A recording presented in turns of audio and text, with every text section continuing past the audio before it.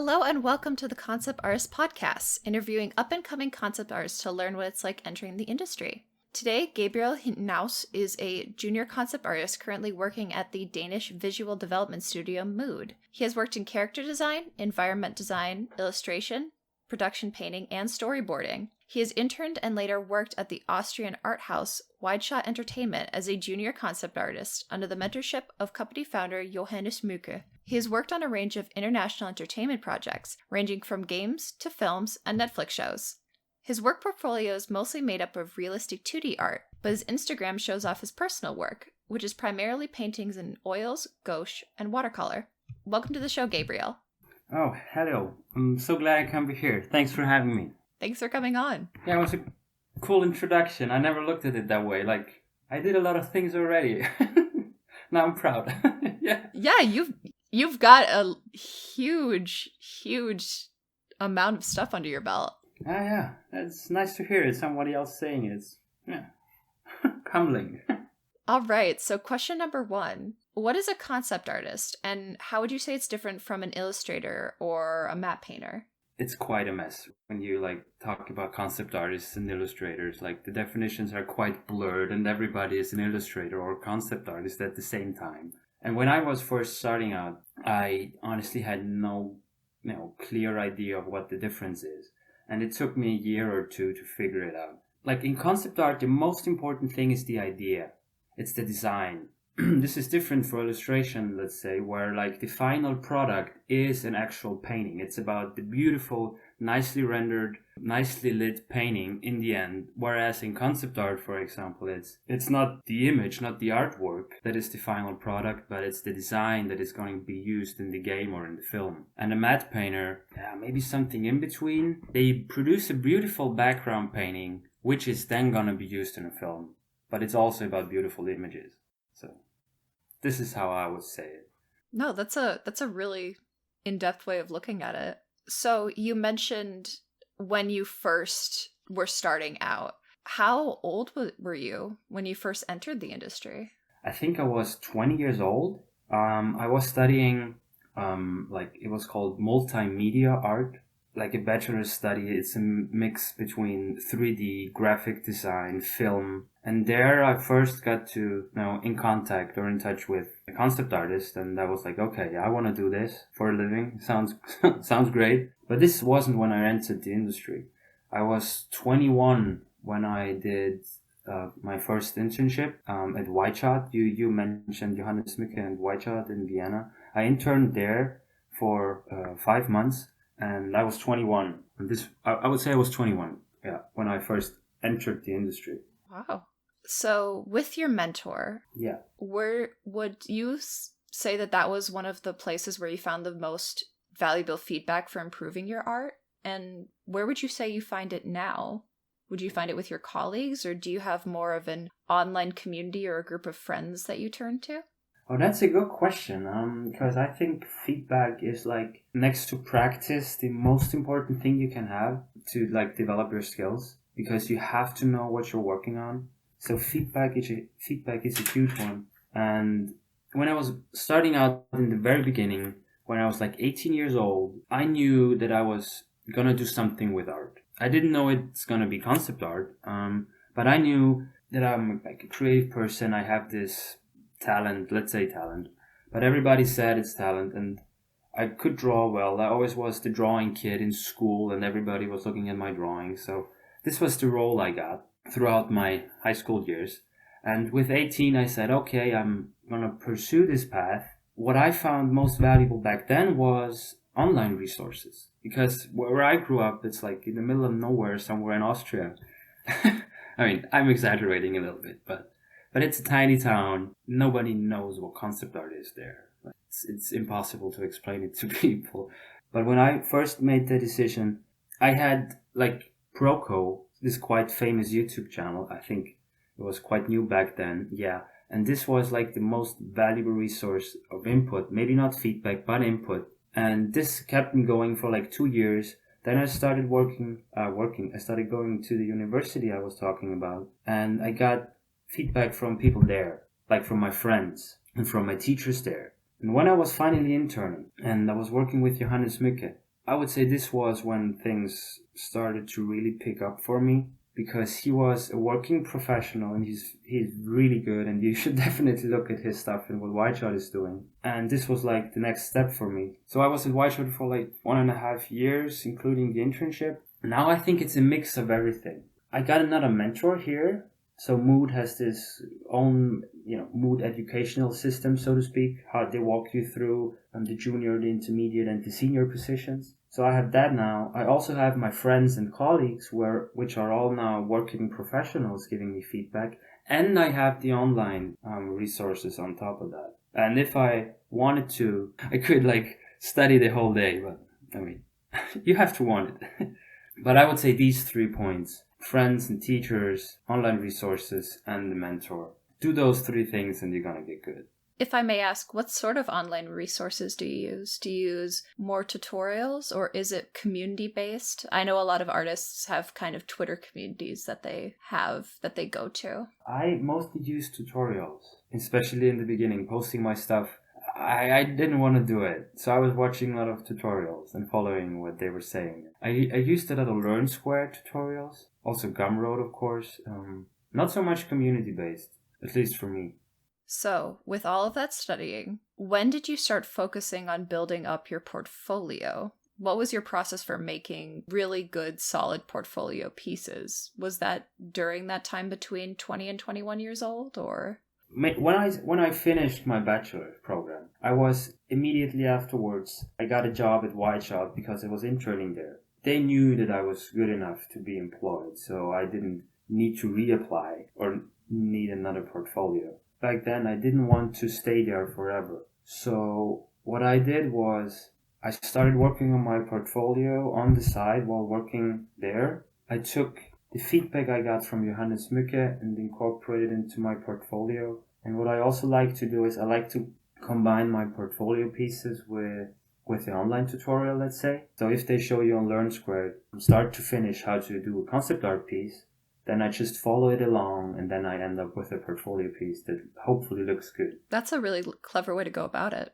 Yes, it keeps me motivated. You have videos to watch and you have a process to follow. You have this nice framework that keeps you in place. It's like a lesson plan. Exactly, yeah. So it just keeps it interesting. You mentioned that you got into Whiteshot pretty much right away. So what did you have, either portfolio-wise or just pieces that you had to show when you were entering them versus working with Mood? That's a good question because it's quite different. When I first applied to Whiteshot, I was still studying because I was applying for an internship. And I knew I wanted to do something with concept art. I didn't really have a clear or solid understanding of what concept art is, but at least it was my goal, right? And what I could do was, I was good at painting, but traditional painting. I also could paint, in Photoshop and on the computer, but my background was traditional painting because this is what, got me started. So the portfolio I sent to Whiteshot consisted of a few digital paintings, materials that, very technical stuff, a lot of studies, material studies. It wasn't really concept art. I also had 2 or 3 illustrations I thought that were concept art, but they were actually illustrations. And I sent them my traditional paintings. And luckily, Johannes Mücke, he's a bit like Leonardo da Vinci, doing everything. He does concept art, he does painting, he does architecture. It's all over the place. He's good at everything. He's a real Renaissance man. Yeah, he really is. And I'm so glad that he is, because he realized, okay, you can paint and you can draw. You might not be a proper concept artist yet, but that's fine, because the foundation is there. You just need to work a little bit on it. And he told me this pretty much straight away, and he let me intern. He knew I wasn't perfect, but I was willing to work on it. He knew he could steer you in the right direction. Yeah, exactly. He saw potential. So I was lucky in that sense, but also a lot of people applied there, and he's very picky. So yeah.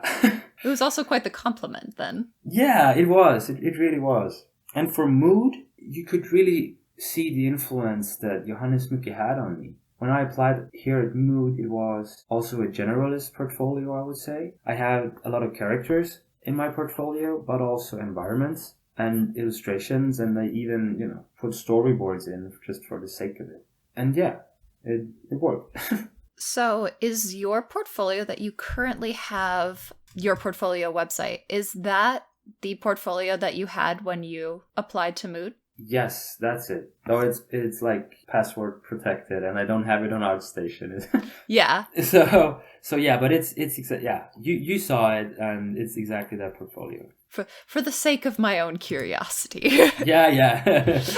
No, it's that one. Yeah. So how did you find out about Mood? That's a funny story, actually.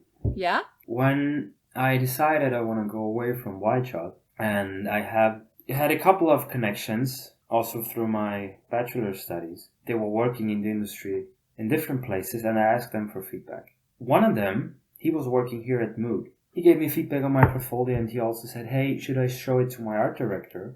We're looking for people, like we're hiring." And as it turned out, that they were interested in my portfolio. They saw, "Hey, yeah, it looks cool," and this is how I find this position. So it was no job listing. I didn't even know this job existed. It just it came to me, so to speak. I had an interview, and yeah, that was it basically. But I also applied to more, like before I got to Mood, I applied to different companies, and I had a few interviews, but they didn't work out. So it was not the first one. When I now think back, it was difficult times, because it was it was right when the second lockdown in Austria was announced, and Corona was still there, and it was a stressful time for me. Let's put it that way. The normal stress of an interview plus some added external stress. Yeah, exactly. It wasn't that easy. So I was very happy when it finally worked out. But I think it was like 15 applications maybe that I did before that, and I had 3 interviews, and then the one with Mood. What was the interview process like with Mood? Oh, they were very nice. It was very casual, actually. So they already took a look at my portfolio. So I passed the first hurdle, and then it was very important for them to see just if I fit into the company, personality-wise. And how long have you been working with them now? Since March, so it's 7 months. And remind me, is this a contract position? Yes, it is. It's a permanent, full-time contract. Wonderful. So when it comes to jobs and internships, did you have any expectations going into them? Kind of tell me what your mindset was going into that.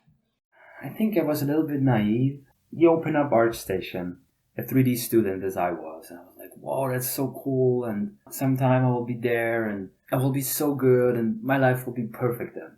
And so I had high expectations, let's put it that way. I was like, this is the greatest thing in the world, and when I finally achieve it, then I will be happy every day. I will love my job. I will get up in the morning every day, and I will love it. And let's say it didn't quite work out that way. It became a job. This is just what I do for a living now. It kind of lost the magic in some sense. Still love it, and sometimes it's exactly, the magic is there every other week when the painting turns out especially good. Then the magic is back, but it's not that every day when I'm painting. I really appreciate your honesty with that. Yeah, I don't see the point, and because there are those artists who say they're loving every minute of it, and I don't know if that's true. I appreciate it if it is, like, all power to them. For me, I found sometimes I don't like it.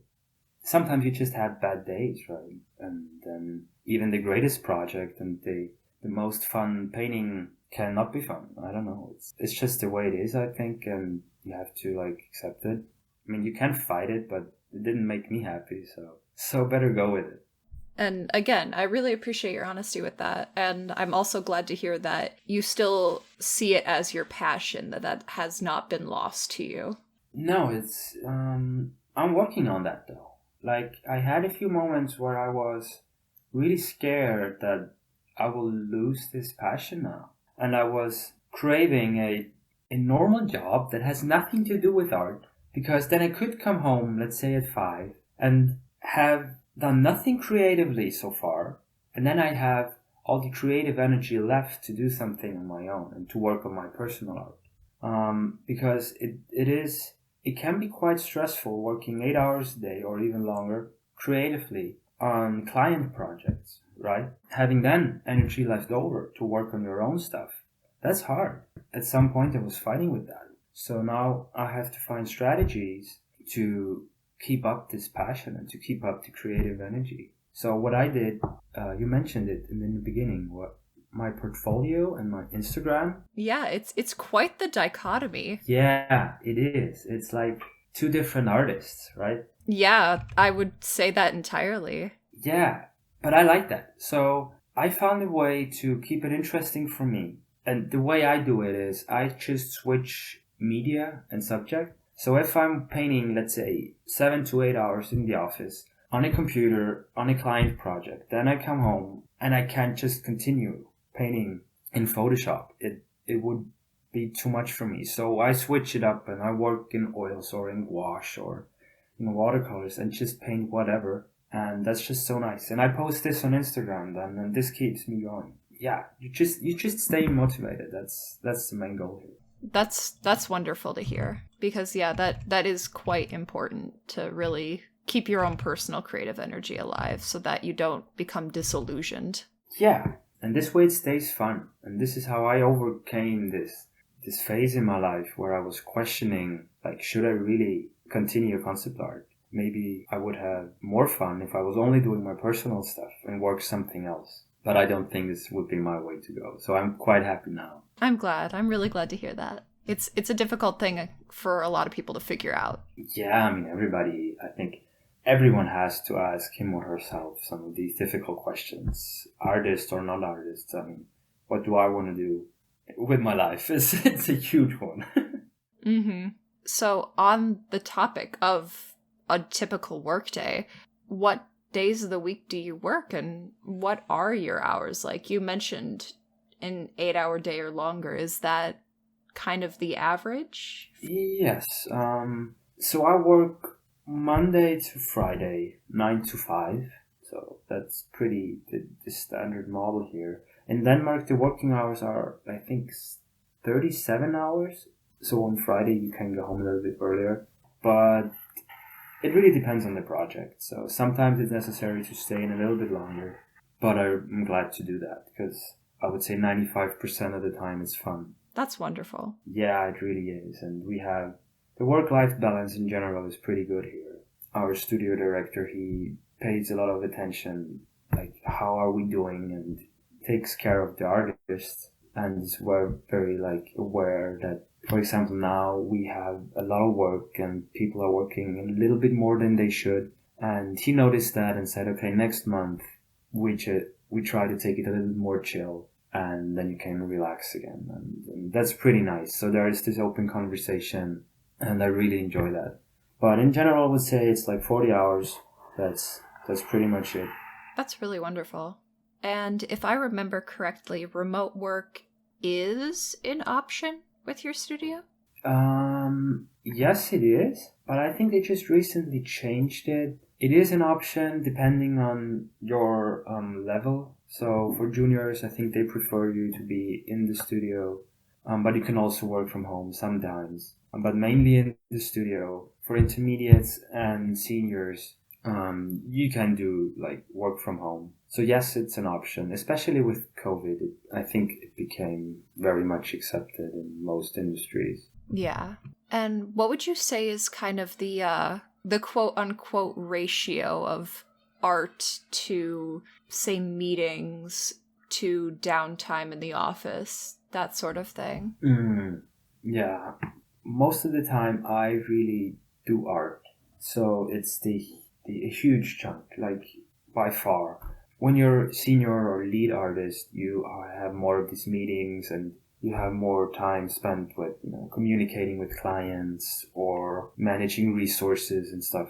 I don't have that, luckily, because I like to paint and I want to keep it that way. So I would say just take a random day, 8 hours. I'm in the studio, and out of those 8, I would say 7 or 7.5 are spent painting. So it's nearly everything. That's great. I really enjoy that, yeah. So we have a little bit of extra time. Are you down to answer some of the extra questions? Yeah, let's do that. Awesome. Perfect. Going back to your internship and knowing that no one is perfect, what were some of the most common mistakes you found yourself making when you started? Oh my god. Where do I start? No. I think not knowing what concept art is in the beginning was my biggest mistakes. I was mainly interested in pretty images, and concept art is not only about pretty images. I mean, it's not entirely my fault, I guess, because it's a mess, especially online. Like, you don't really know. Everybody calls himself concept artist or illustrator, or it's just so confusing as a student to figure out what is what. What's the difference here? They all look cool. When I first, was figuring out the difference with Johannes Mücke and the team of White Chalk, it opened up my eyes. Let's put it that way. And yeah, I just had to accept it. Let's put it this way. Yeah, I had to accept it. That's good. You gained knowledge that you didn't have previously. It's like you have this compass. Okay, this is what I want to do. And then you try something. I do something, I experience it, I see if I like it or not. And then decide, do I want to continue doing this or not? And I use it as a compass. Before I realized what concept art really is, I was, okay, I want to make something with art. I want to make pretty images. I want to have cool, nicely rendered paintings, great lighting, cool atmosphere and effects and cool, dynamic key poses. And I thought that's concept art. And then I realized, okay, that's not concept art, that's illustration. But I was in a concept art studio and I was taught to be a concept artist. I also can do illustration, but I'm now more into this concept art direction. I had this moment where I was like, okay, should I do more illustration or should I go more into concept art? And back then I decided, I want to do concept art. I just thought it's the wrong thing to do illustration. And it was a weird decision for me because I didn't see the difference between illustration and concept art before that. I ended up liking it like more than only rendering and spending, 4 weeks on one painting. So this was, I think, the reason why I did concept art in the end. I did a few illustrations at White Chalk, and it was spending weeks and weeks on the same painting. It tended to get boring. I mean, it's more of this stamina thing. It trains your stamina, I would say. It's also a good thing, but I prefer to have more of these quick, little bit dirty training sessions where you have like concept art. I hope it makes sense. I'm not entirely sure if this makes sense. But... No, I believe I understand what you're saying. Yeah, let's see. And I think everybody should ask him or herself the question, is it illustration I want to do? Is it concept art that I want to do? Or do I want to combine it? Being able to make it like differentiating between those two is a helpful thing, I think. Having those two categories in the back of your head and not mixing them, because on ArtStation they're all over the place. Oh yeah. That, I know, I spoke to a friend of mine. She does illustration, and she mentioned an important thing that I hadn't even taken into account that I think is important to ask people that are kind of flipping back and forth between do I want to be an illustrator or a concept artist, is if you're asked by a client to do an illustration that you're not jiving with as much or you're not really interested in, but it's your job to work on it for several weeks at a time. Yeah. Is that going to drive you completely mad? And if the answer is yes, then perhaps you should rethink it. Yeah, exactly. I would agree. But I think that's not only with illustration, right? I think this is true for most things. If you have to do it and it drives you mad, and this might be a sign that you shouldn't do it. I spent a lot of time thinking about this because sometimes I noticed discomfort or feeling this unease when doing something, when it drives you mad. It also can be a sign that you are growing, that you're overcome, like it's in training, like going to the gym. You're working out and then it hurts and then you have to just push a little bit more in order to stimulate muscle growth. And I think it can be one of these moments too. It can be stepping out of the comfort zone and then pushing through will actually make you grow. And sometimes it's hard to discern between when is discomfort a sign of growth and when is it a sign that you're actually moving away from what is good for you. And that fits completely with your gym metaphor as well. When is the soreness because you're actually gaining muscle, and when is it because you've pulled something? Yeah, exactly. And I think you have to be very mindful and just aware that it can be both. When it really starts hurting, then you probably should stop. But when you feel like you're getting out of your comfort zone, I would say don't stop immediately. I realized for me, when I do something and it really makes me unhappy, constantly and chronically over a longer period of time, then it is a sign. Do something else. You don't have to prove it to yourself that you can, pull it off still, although you're unhappy. That's just stupid. On a not completely different note, but semi-different note, I saw in your portfolio that you had utilized 3D a little bit. How do you see 3D being utilized in concept art? It changed for me a little bit. I use it much more now than I used it a year ago or 2 years ago. When I do characters, I rarely use 3D. Although lately, like a few weeks ago, I started to try out some. In general, I would say environments, 3D is necessary. I mean, you can still do proper concept art without 3D, but it just takes very long. I think it makes it much more employable also than just using 2D. So it plays a huge role in the industry from what I've noticed. Oh yeah. I feel as if it makes you more well-rounded. Yeah. I started out 2D, and always, like, when I added another tool to my skill set, it also pushed the already existing skills, like the already existing tools. So when I started using 3D, and it was Maya back then, and we were rendering in V-Ray, and I first saw how a renderer, like a render engine, is calculating light rays and ambient occlusion and different colors, different colored lights and different colored objects. It helped me painting it in 2D without the 3D engine. It's just because, I don't know, my brain made some connections. No, I completely agree with that.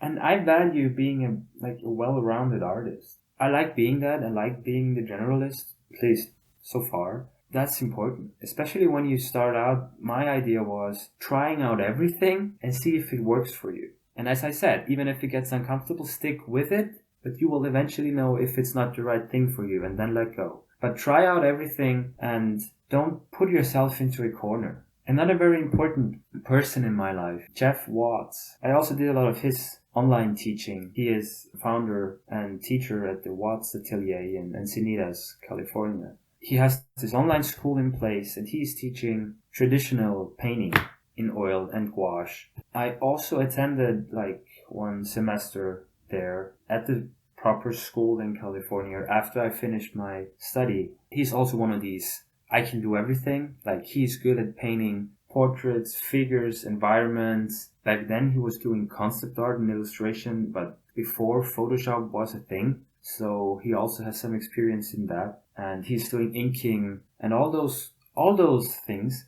And he said there are people who paint themselves into a corner, so to speak. So they only paint, I don't know, watercolor portraits of young girls, and then they make a living of that. And they're very successful in that because they are the watercolor painters of young girls or something. But they can't do anything else then because their clients or their audience, they're expecting them to do that. And when they try out something new, it's gonna get difficult because they're expecting something else. And I also want to avoid that. I don't want to paint myself into a corner. I can't help but wonder if that is one of the reasons why you and your mentor got along so swimmingly. Yeah, I think he has the exact same approach to art, and it was a coincidence, but a very lucky one. I also told him this story when I was back from LA or back from California, and he said, "Yep, that's true."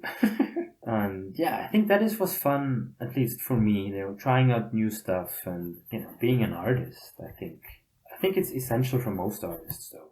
Oh yeah. Would you say that that's really what gets you most excited about concept art or art in general? Just learning those new things? Yes. And this is also why concept art is great, because you can always learn that you never know everything. There is always somebody who is better than you or something that you don't know and something you could learn. I'm a very curious person and I like learning, so it seemed like a good fit for me. Sometimes, though, I have to admit, it kind of gets overwhelming and it's just a lot of pressure you put on yourself because you don't know this, you don't know that, and you should learn that also. So there are just different challenges to navigate. But that's also the fun of it. So yeah, it's you never know everything and learning new stuff. This is what I like actually.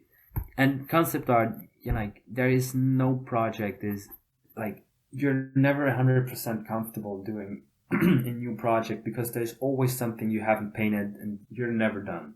But that's rather exciting in a way. Yeah, it is. It is. It really is. So I'm quite happy I got to do that. Yeah. I hesitate to ask if there's any non-concept art related experience that finds its way into your creation process, because I feel like with the way that you and your mentor and those you admired in your life approach art, I feel like the answer could be most everything. Yes, totally. Whiteout was a special place when I was it still is, but when I was there, because they are those bunch of creatives of all different fields. They have concept artists, and half of their team is doing concept art, and the other one is doing mainly architecture. So this is this weird mix of creative industries and disciplines. So they have concept artists, they have architects, they have product designers and graphic designers. And this is how I got started. So yes, pretty much everything can make it into concept art, I guess. But again, I feel like that's a very good thing. Oh yes, it is. It definitely is. Because I think this is how, sometimes it can be hard to create something, or sometimes it's always hard to create something original or novel. This is kind of what you would like to do as an artist, have great ideas that are novel or new that nobody ever had before. But just coming up with some of these ideas on your own, that's a hard task. So combining different disciplines and finding connections is probably a better way to go about it, a more productive way also. And having the possibility to work and jump between disciplines and finding interesting ways of combining them is also much more fun, and you get great results. So yeah, this is how I do it. That's wonderful. With all of that in mind and the culmination of all of these things, do you have a goal in mind for your future in art, or are you leaving that a bit open-ended to the possibilities?